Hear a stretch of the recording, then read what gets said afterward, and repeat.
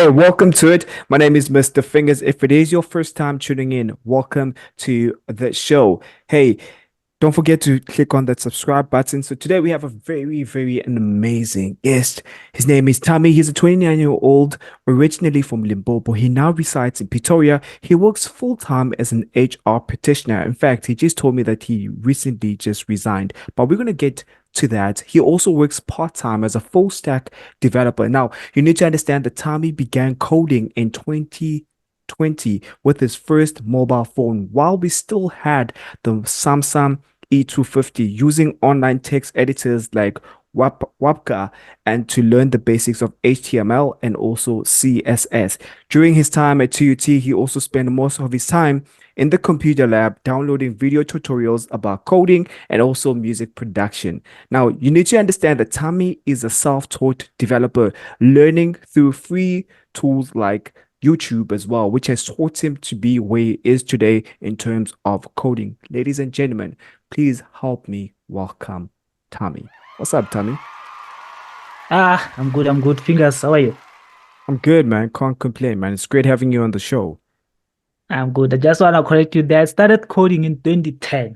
2010. When the World Cup was buzzing, that's when the tech bug just beat me. That's when Yeah. I wanted to start learning how tech works.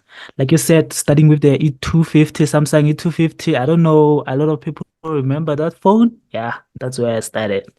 Like what inspired you really to code? Because I mean, back then, not too many of us knew anything about coding. What inspired me, like the when I got my first phone, Mm. the problem with those old phones, like the storage was so bad, and also getting songs. So when I started downloading music from online website, so I started to wonder how do these websites work? And also I think Facebook was on it just started then was starting to become worldwide. So yeah, started to see websites like Facebook. There was Skype the back then, but we didn't have a way to use it. And also remember I'm from a village, so yeah, tech that side it's so limited. So finding that just visiting a website was something amazing. Like how did someone build this? And then I just started my research there. Google was the answer back then. Yeah, that's how I got into tech. But I mean, the journey for tech is also, I feel like it's also been difficult. But how have you been finding that journey of you? Obviously, you work in HR, which we will get to that. But how have you been Yeah. finding the journey of you, learning how to code? Because I know that's not an easy journey, but how were you finding that journey of learning and trying to consume all the information? I don't want to lie, learning how to code, especially as a self-taught person, is not an easy thing. Like you gonna get into like a lot of places where like you get stuck on a project where you don't know what to do, you don't have the answers, you tried all the Google searches, like getting to tech as a self-taught person is very hard, especially but for me it's I think the important thing when it comes to tech is you really have to love tech for you to put yourself in that depression state of like you wanna push you can see like this thing is hard, but for the just because you have the love for it, you'll keep going on. Nah, because which Yeah. platforms you use? Did you use YouTube to teach you how to code? Yeah. YouTube, especially when I got to varsity, because when I got to varsity, that was my first time having a full-time computer then. So in Yeah. 2014, when I enrolled to TUT for uh HR, when I got there, I was there at the computer center every day. I don't know how many classes I skipped. I'm also wondering how did I pass that course because I skipped a lot of classes there, spending time in the computer center, downloading YouTube tutorials. So yeah, it was like a fast, like when you take a kid and put them in a candy shop. For me, Yeah. being in that computer center, it was like something like that. Yeah, it's very interesting because I mean, before we started recording the podcast, you told me that right now you're transitioning full time to obviously work as a full-time stack developer. Now, you working Yeah, as a full-time HR, how has that been trying to balance this and working this side? How is it working? Yeah, like I don't want to lie, like working in HR is not an easy thing, especially when you're working with people. Like HR is not an easy thing. But also the thing about me is that I really love working with people, and I was privileged enough to the organization I worked for.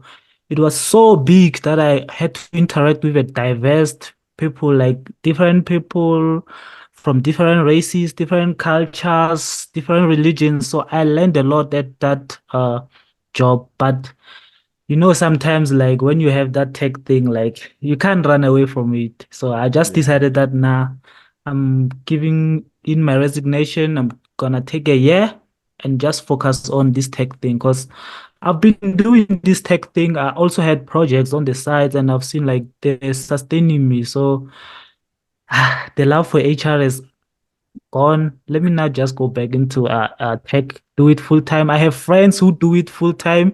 They'll tell you Yeah. that they dropped out of school, dropped out of varsity to follow it. And dude, it doesn't make sense for me to be the one always saying, "Do you guys borrow me money, what?" When me and them we do the same thing, and they are Exactly. winning. They didn't struggle like. So yeah, I was like, let me go into it full time. Yeah, that makes very much sense. But obviously, I think what's also important is you said you've worked with diverse people being in HR and you've learned a lot, which means you've seen people's salaries. That's something that you've seen. I That's the mean, depressing part about HR, bro. right. You see that part? That's the Yeah. depressing part when you look at how much. But I think also the thing about me is I learned to control my emotions. Like I just knew like this is a job. A job is a job. Yeah. I'm getting paid this much. I'm gonna make offers to people where they're gonna get three times, four times my salary. But I didn't mind. What I want to cover is that you, as you say, you engage with people and people from different Yeah. backgrounds. You've seen resumes, you've seen CVs. What's What advice would you give to people right now who want to jump to becoming who want to become full stack developers, but the problem is that maybe you've seen some of the resumes. Um, Yeah. do you think it's important for people to tailor their resumes, or how does it work or from what Yeah. you've seen? What I can tell is that you have to tailor your resume. The problem with people is that they just do one CV and send it to everyone. Don't even look at the job requirements of the current job that they are applying for. And like now we have a lot of technology. As we know, we have AI. Now a lot of companies are using AI to screen through the application. So your application might not even be seen by a real human because then AI will just pick up that no, this person doesn't meet the requirements and put your CVs at one of those who don't meet the requirements. That's why you can apply for a job in 10 minutes, get a response. You can tell obviously that nah, this is not a person responding. It's just an automated computer program responding to your application. Yeah, because that's called, I think it's called ACT or something, ATS or something. Is that yeah, I think it's called ATS. Yeah, Yeah, I think it's called ATS score that you have to basically beat by using certain words, the experience, the skills, and all these things. Um, you have to beat yeah. that. That's why nowadays sending scanned documents and CVs it's an automatical rejection because a lot of AI tools can't read through that scanned document, so it automatically rejects you. So I would say someone must send if it's a PDF, but it's a PDF that the AI can read or a Word Hmm. document when you're sending your CV, so that Yeah. the AI bot can just browse through your CV and read what's on it. Ah, okay, that makes perfect sense in terms of you saying that because I'm thinking, right, yeah, I'm sitting here, I'm like, okay, I want to apply for a certain job. Maybe somebody at home is sitting like, okay, they want to apply for a certain job. Now, to be honest, do you think LinkedIn is still efficient in terms of applying for jobs? Because sometimes we look at Nah, LinkedIn and then we see that, hey, there's 100 people which applied for the job. Now, you see, you know, that's like let's be realistic. Do we think like someone in HR who's sitting is gonna go through all those 2000 right 2000 applications coming there? There's no way. So like it's that's one of the things like that needs to change in the HR field. Like they need to find ways to minimize how to browse these CVs. Because the thing about me, the organization I work or at, when it comes to tech, they are a bit behind. So when you people apply, the applications were actually coming to me. So I had to go through all those CVs. So that was one of the hard part about my job. Like when the CVs come, you have to browse every CV, see if anyone missed the requirement. And that process is fair. Like it gives everyone a fair chance, but Hmm. it's not fair on me to do it, like go through 1,000 CVs and someone will say, I never got a response. But how do you expect me to go through 2,000 CVs and it's only one position? But how do you pick the right I have to candidate? go through all of them, see those who meet the requirements. If we have a lot, let's say we need a bachelor's, but we got a lot of master's ones, then we have to find a way to filter So there's a to certain say, way okay, that you filter. So what if the person doesn't have a bachelor or degree, but they might have the necessary experience and knowledge? What happens in that? And yeah, skills. they have the necessary skills. The Mm. problem is a lot of people also on their CVs, they don't really show you that they have the necessary skills. A person will just tell you that I worked at a certain company for 10 years, but never say what they're doing there. So that's one of the things that people are qualified, they have the skills, but they get rejected for jobs because they don't really tell us on their CV that I have these requirements, I've been doing this, I've done these projects. Like you need to, your CV has to tell us everything about you. We shouldn't guess that since you worked at a certain company, maybe you might know this, or maybe you might know that. No, we have to just pick it up from your CV.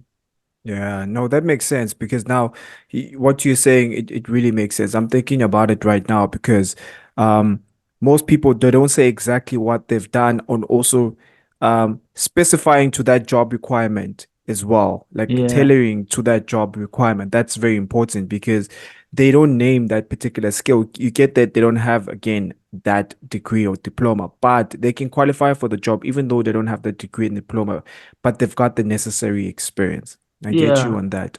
And in terms of on the coding side, let's talk more on the coding side of things. Do you have yeah. any diplomas, degrees, certificates that you've Mm, obtained over the years? Because you self-taught to do No, everything, but did you decide to go after those things? no. I've never done any of the. I tried doing the ALX. I don't know if you know ALX. I did Yeah. ALX, but I was like, nah. I felt like the things they were teaching there, most of them I already knew. So it also felt to me like, okay, I'm just wasting time. And also, a lot of people deserve that space. So maybe someone else, if I pull out, maybe someone might get that space that I was occupying in that course.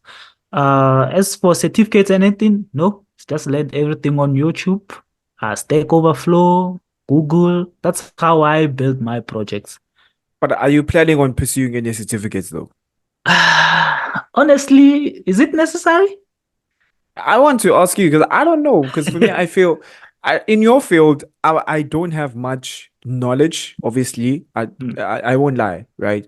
But I've seen that in your field that they hire people according to projects. They hire yeah, people according to the skills and knowledge. I've seen that. I know a couple of guys who never went to school for becoming software developers. They are self-taught. I mean, I know a kid right now who just became senior. He earns like plus minus 100K over you you know see?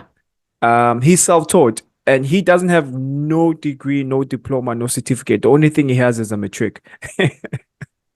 Yeah. You You see. see, the good thing about the tech industry is that usually when you apply, and also the companies, you find that the person who founded the company, they are also like a tech guy. They understand how tech works. In other jobs, like you find that you being interviewed by me as HR, but I'm interviewing you for a scientist position. I don't know anything about being a scientist. So that's the thing. Then I'll have to depend on whether you have a qualification, whether you have, but in tech, we can give you a little test and say, write this in React. You write it, you show us that you can do it, then we hire you. So in tech, Yeah. it's very easy to prove your skills rather than now you have to prove them as a position of a scientist.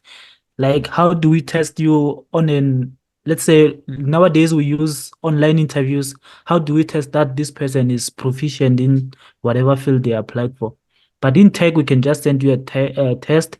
You can write. You can also show us some of the projects that you really worked on. Yeah, Because there are a lot yeah. of people in tech, like I don't know, it's something about people who love tech. We like building small projects, even though they're not bringing money, but we just have those projects.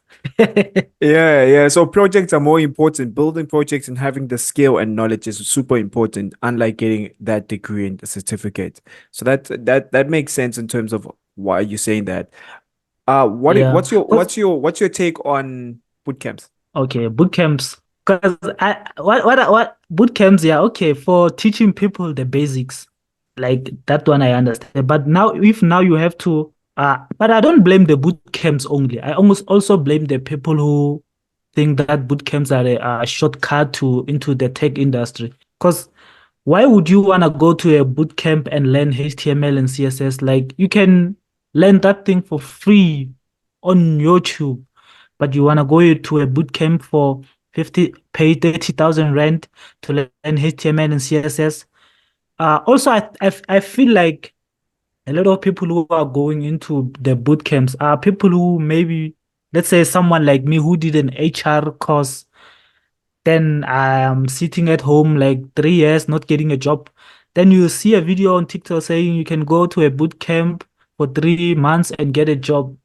Like those are the target for the boot camps. Now it's people who are very desperate for a job. It's not like they love the tech industry. They don't have any love for the tech industry.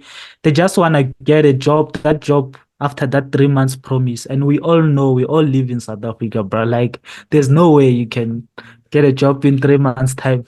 I wanted to say that it's impossible to get it to break in within the particular space or time because I've seen it as well. Even in my Yeah, situation in cybersecurity, like I always tell people, even the people I coach, I tell them, I'm like, listen.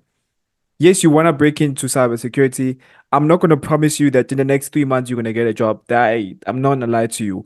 I tell you direct, I'm like, yeah, listen, it might take you 6 months, 2 months, 2 years. I don't know, but it's going to take you a while because to break your foot in there and for them to like you have to sell yourself at the end of the day. If a company doesn't want you, which means it's not yet the time. But until then, continue working, put in the project, put in the time, put in the skill, put yeah. in the knowledge. Simple. You see.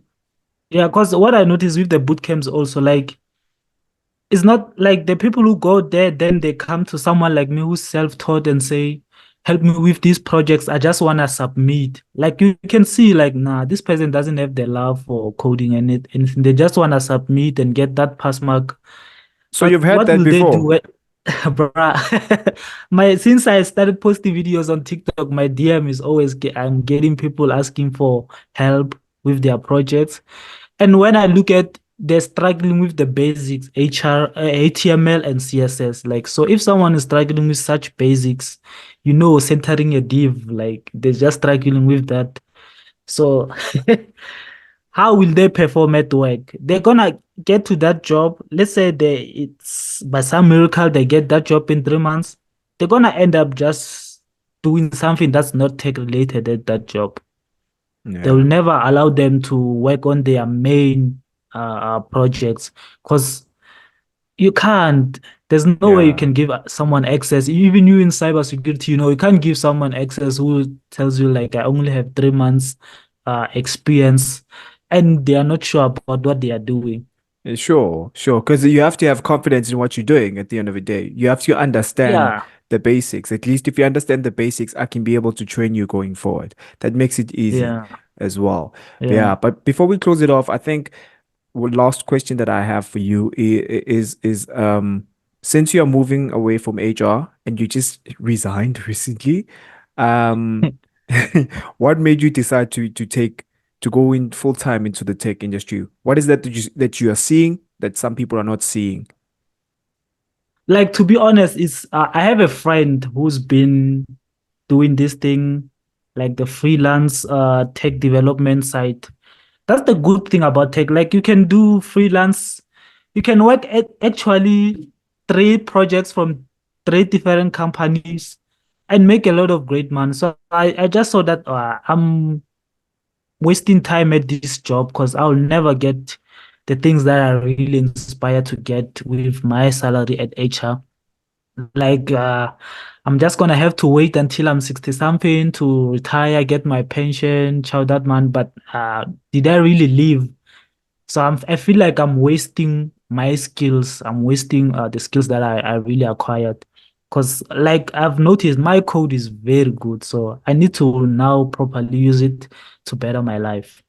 So I'm giving Nice. myself a year, just gonna survive with whatever pension I'm gonna be getting, then see what happens. But like I noticed, my friend has been surviving for years since I've known him. He never had like a formal job where you say this guy works for one, two, three companies, just been doing projects.